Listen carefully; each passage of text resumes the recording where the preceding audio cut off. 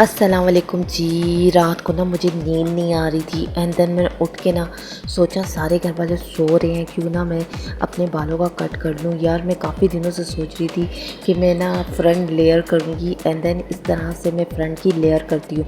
सबसे पहले ना आपने पार्टीशन कर लेना है हेयर को, देन आपने सारे बालों को ना फ्रंट की तरफ ले आना। और ये लेयर जो है ना फेदर लेयर होती है, इतनी प्यारी इतनी परफेक्ट होती है ना। देन मैं यही करती हूँ, इससे बाल हेल्थी भी देखे, मेरा माशाल्लाह बाल तो हेल्थी है। एंड देन बस मैंने इसको अच्छे से ना यहाँ से नोचिंग में करनी है क्योंकि उसमें ज़्यादा खूबसूरत लगती है।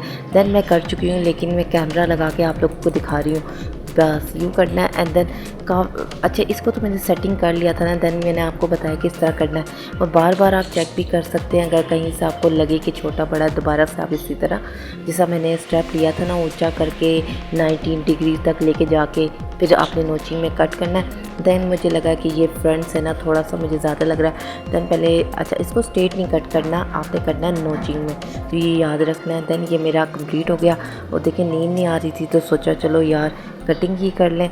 और वो कहते हैं ना, मुझे नींद ना आए मुझे चैन ना आए, पता नहीं चैन किधर गया हुआ था।